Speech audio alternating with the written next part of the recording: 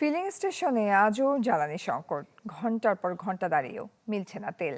এ বিষয় নিয়ে আরও খবরাখবর জানাতে বিজয় সরণি হতে যুক্ত হচ্ছেন সহকর্মী মরিয়ম আজিজ মৌরিন। চলে যাচ্ছি তার কাছে। মৌরিন, এর আগে জানাচ্ছিলেন যে বেশিরভাগ ফিলিং স্টেশনগুলোই বন্ধ রয়েছে, কিছু খোলা রয়েছে, এবং তারাও বলছে যে সকাল 11টা নাগাদ তাদের তেলও শেষ হয়ে যেতে পারে। এখনকার পরিস্থিতি কি জানাবেন?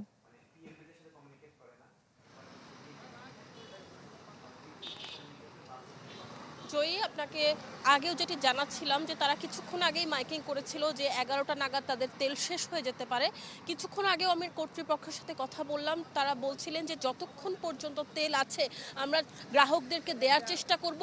একজন গ্রাহকের সাথে কথা বলছিলাম যিনি তার আসলে বাইকের শেষ পর্যায়ে তেল নিয়ে এখানে এসেছেন তেল নেওয়ার আশায়, কারণ মহাখালী ছাড়া সহ তেজগাঁ সহ অনেকগুলো পাম্প বন্ধ থাকায় তারা আসলে তেল নিতে পারছেন না, তেল পাচ্ছেন না। এখানে তারা যেহেতু ট্রাস্ট ফিলিং স্টেশন সেনাবাহিনী দ্বারা পরিচালিত, তারা সেই আশায় আসেন যে এখানে আসলে কিছুটা হলেও তারা তেল পাবেন। আমরা আসলে জানতে চাচ্ছিলাম যে আসলে কতক্ষণ নাগাদ তিনি দাঁড়িয়ে আছেন। আমি কিছুক্ষণ আগের সংবাদেও বলছিলাম যে এই লাইনটি আসলে প্রধানমন্ত্রীর কার্যালয় পর্যন্ত অতিক্রম করেছে এবং এখন পর্যন্ত এখন পর্যন্ত প্রধানমন্ত্রীর কার্যালয় অতিক্রম করেই আসলে মানুষ দাঁড়িয়ে আছে এবং যত বেলা গড়াচ্ছে মানুষের ভিড় বাড়ছে। তারা আসলে সারিবদ্ধ হয়ে ঘন্টার পর ঘন্টা অপেক্ষা করছেন। কেউ কেউ অপেক্ষা করতে করতে ক্লান্ত হয়ে যে আবার চলেও যাচ্ছেন অন্য পাম্পের খোঁজে।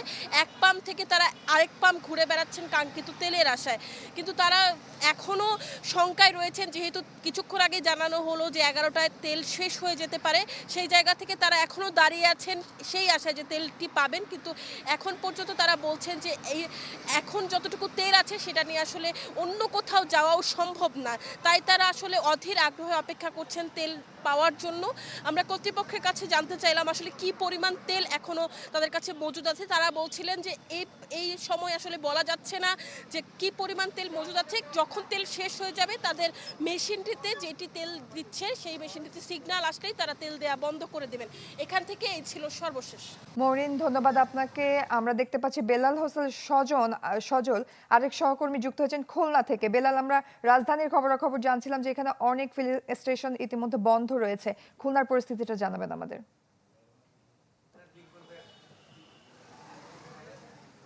অপটিক্যাল ব্রাইটেনার, কালার গার্ড এবং ডার্ট লক সমৃদ্ধ অ্যাডভান্স ফর্মুলায় এলো নতুন রে ডিটারজেন্ট পাউডার। যদি খুলনার পরিস্থিতিটাও যদি দৃশ্যমান চোখে দেখি, এখন আমরা দীর্ঘ একটি লাইন দেখতে পাচ্ছি ফিলিং স্টেশনগুলোতে তেল নেওয়ার জন্য। তবে যেটি দেখা যাচ্ছে এই সংকটটি অনেকটাই যে কৃত্রিম সংকট তৈরি করার মতোই, কেননা এই খুলনা যে মেট্রোপলিটন ফিলিং স্টেশন যে স্টেশনটাতে আমরা রয়েছি, কর্তৃপক্ষের সাথে মাত্র আমরা কথা বলেছি। তার কাছ থেকে যেটি জানার চেষ্টা করলাম, 2 মাস আগের কথাও যদি বলি, তিনি প্রতি একদিন পর পর 3000 লিটার পেট্রোল পেতেন, 3000 লিটার অকটেন পেতেন। তবে এখন তিনি প্রতিদিন 3000 লিটার যে পেট্রোল এবং 3000 লিটার অকটেন পাচ্ছেন, তারপরেও যে দীর্ঘ লাইন সেটি কিন্তু আমরা দেখতে পাচ্ছি। তিনি যেটি বলছেন যে আগে যে ব্যক্তি হয়তো বা 200 থেকে 300 টাকার পেট্রোল বা অকটেন বা অন্যান্য তেল নিতেন, এখন তিনি যে দীর্ঘ লাইন দিয়েও তিনি চেষ্টা করছেন যে ট্যাঙ্কিটি ফুল করা যায় কিনা, 12 থেকে 14 লিটার তেল নেওয়া যায় কিনা। এবং আমরা পার্শ্ববর্তী কয়েকটি পাম্পেও দেখেছি তারা যেটি বলছেন, একজন ব্যক্তি ঘুরে ফিরে এসে পুনরায় আবার নেওয়ার চেষ্টা করছেন। ফলে যেটি দেখা যাচ্ছে, সাধারণ মানুষের মধ্যে মধ্যপ্রাচ্যের যে যুদ্ধের সংকট বা বিভিন্ন যে গুজব, সেই বিষয়টিকে কাজে লাগিয়ে তারা যেটি করছেন, একাধিকবার তেল নেওয়ার চেষ্টা করছেন। ফলে মানুষের মধ্যে যে উৎকণ্ঠা তৈরি হয়েছে, সেই উৎকণ্ঠার ফলে দৃশ্যমান যে দেখা যাচ্ছে সংকট, দীর্ঘ লাইন, ভোগান্তি, সেটি কিন্তু তৈরি হচ্ছে। আমরা ডিপোর সাথে কথা বলেছি, খুলনায় বড় বড় 3টি ডিপো রয়েছে। ডিপো মালিক যেটি বলছেন যে গত বছরের মার্চ, এপ্রিল, মে, জুন এই 4 মাসে এই ফিলিং স্টেশনগুলো যেই পরিমাণ তেল নিচ্ছে বা নিয়েছে, সেই পরিমাণ তেলই কিন্তু এখন দেওয়া হচ্ছে। কিন্তু মাঝে মাঝে হয়তো বা 25% তেল তারা রিজার্ভ রাখছেন সংকটকালীন সময়। তবে সব মিলে আমরা পাম্প মালিক কর্তৃপক্ষের সাথেও কথা বলেছি, তারা যেটি বলেছেন সরবরাহ সেটি স্বাভাবিক রয়েছে। তবে সাধারণ মানুষের মধ্যে যে চাহিদা সেটি বেড়েছে বিধায় কিন্তু এখন দীর্ঘ লাইন দেখা যাচ্ছে, ভোগান্তি দেখা যাচ্ছে, এক ধরনের গুজব তৈরি হচ্ছে। তবে সাধারণ মানুষ যেটি বলছে যে এই গুজবে কান না দিয়ে দেশকে স্বাভাবিক রাখতে সবাইকে সমপরিমাণ তেল নেওয়ার জন্য আহ্বান জানিয়েছে। তো জয়ী, আমার কাছে খুলনা থেকে এই ছিল পেট্রোল পাম্প থেকে সবশেষ। সজল, ধন্যবাদ আপনাকে। দর্শক, আমরা দেখতে পাচ্ছি নুরুল আমিন রবি যুক্ত হয়েছেন শরীয়তপুর থেকে আমাদের সাথে। জ্বালানি তেলের সংকটের খবরাখবর জানাবেন। আর রবিন, পরিস্থিতিটা জানাবেন শরীয়তপুরের।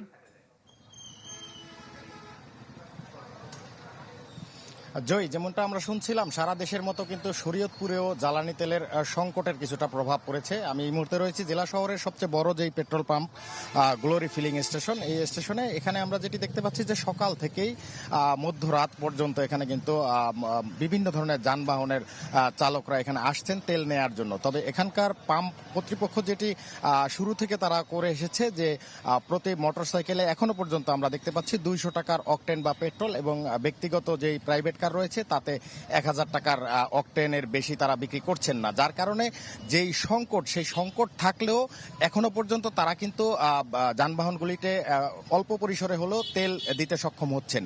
পক্ষান্তরে ডিজেলের সংকট যেটি সেটি এখানে আমার কাছে পরিলক্ষিত হয়নি। প্রত্যেকটি যানবাহনেই তাদের চাহিদা অনুযায়ী পাম্পগুলি থেকে ডিজেল সরবরাহ করা হচ্ছে। কিছুক্ষণ আগে আমি এই পাম্পের যিনি ব্যবস্থাপক তার সাথে কথা বলেছি, তিনি যেটি বলছেন যে এই পাম্পটিতে প্রতিদিন প্রায় 15,000 লিটার অকটেন, ডিজেল এবং পেট্রোলের চাহিদা রয়েছে। এই চাহিদার বিপরীতে তারা ডিপো থেকে প্রতিদিন 8 থেকে 10,000 লিটার বরাদ্দ পাচ্ছেন, যার কারণেই এই কিছুটা সংকট তৈরি হয়েছে। এর পাশাপাশি যে সকল চালকরা রয়েছেন এবং মোটরসাইকেল আরোহীরা রয়েছেন তাদের মধ্যে অতিরিক্ত তেল নেয়ার কিছু প্রবণতা রয়েছে। আমরা অনেক চালককেই দেখেছি তারা কিন্তু ঘুরে ঘুরে এই পাম্প থেকে 200 টাকা নিয়ে পরবর্তী পাম্পে গিয়ে আবার তারা 200 টাকা নিচ্ছেন এবং কিছুক্ষণ পর ঘুরে এসে এখান থেকে আবার তারা তেল নিচ্ছেন তাদের যানবাহনের জন্য, যার কারণেই কিন্তু তেলের কিছুটা সংকট তৈরি হয়েছে। তবে পাম্প মালিকরা যেটি বলছেন যে যদি তাদের ডিপো থেকে তাদের চাহিদা অনুযায়ী তেল সরবরাহ করা হয় সেই ক্ষেত্রে কিন্তু এই সংকট কিছুটা উত্তরণ করা সম্ভব।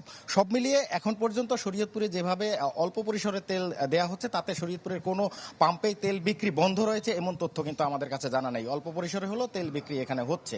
তো জয়, এই ছিল আমার কাছে শরীয়তপুর থেকে সবশেষ তথ্য। জি রবিন, ধন্যবাদ আপনাকে।